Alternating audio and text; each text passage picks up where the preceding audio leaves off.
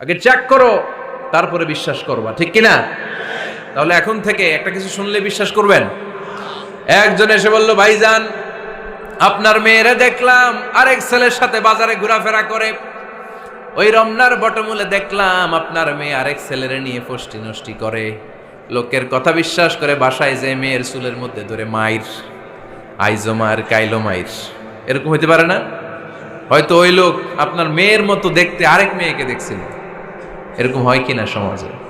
একজন এসে বললো, ভাই আপনি এখানে ভাবিরও তো দেখলাম ওই জায়গায় আরেক লোকের সাথে ঘোরাফেরা করতেছে, খবর রাখেন না বাসা? আপনি রেগে মেগে, ঘটনা কি?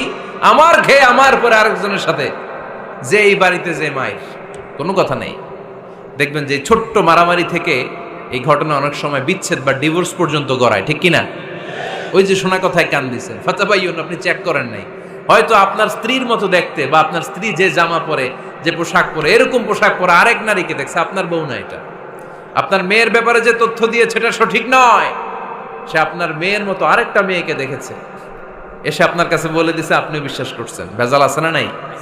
এই ভেজালগুলোকে থামানোর জন্য কোরআনে এই বিধানগুলো নাজিল করেছে কে?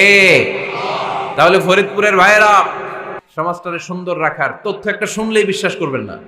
সিলে কান নিয়ে গেছে শুনলেই সিলের পিছনে দৌড়, নাকি? কি করবেন? আগে কানে হাত দিয়ে একটু দেখবো কান দুইটা আছে না নাই, তারপরে চিলের পিছনে দৌড়ানো। তাহলে এখন থেকে আমরা তথ্য একটা শুনলেই বিশ্বাস করব। তাহলে কি করবেন? বলতে হবে কি করবেন? যাচাই বাছাই, জাস্টিফিকেশন অফ দ্য নিউজ। কোন নিউজ জাস্টিফিকেশন ছাড়া আমরা প্রচার করব, বিশ্বাস করব, শেয়ার করব না। আল্লাহ বললেন, ইয়া আইয়ুহাল্লাযীনা আমানু লা ইয়াসখার কওমুম মিন কওম। ওহে আমার ঈমানদার বান্দারা, শোনো শোনো, খবরদার কখনো কোনো মুমিন বান্দারে ঠাট্টা করো না, অবজ্ঞা করো না, ঠাট্টা করো না। তার মনে কষ্ট হয় এমন কোন কথা তারে বলো না। Never scoff of anybody. কাউকে নিয়ে ঠাট্টা করবেন না, তার দেহ নিয়ে, তার আকৃতি নিয়ে, তার বংশ নিয়ে। এক লোকের বাবা ছিল চোর, কিন্তু তার ছেলে অনেক ভালো। আপনি কি তারা বলতে পারবেন তুই চোরের ঘরের চোর? বলতে পারবেন? চুরি করছে বাবা, ওর কি দোষ? কথা বলেন। এগুলো কবিরা গুনাহ। আওয়াজ করে বলেন তো, কি গুনাহ?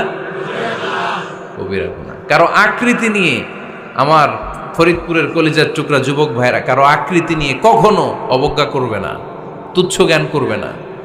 এটা কবিরা গুনাহ, এটা আল্লাহ খুব অপছন্দ করেন। এর কারণ আকৃতিটা আমাদের হাতে নাই। আমাদের কারো নাক লম্বা, কারো খাটো, আমরা কেউ কালো, কেউ সাদা, আমরা কেউ স্মার্ট, কেউ অন্যরকম।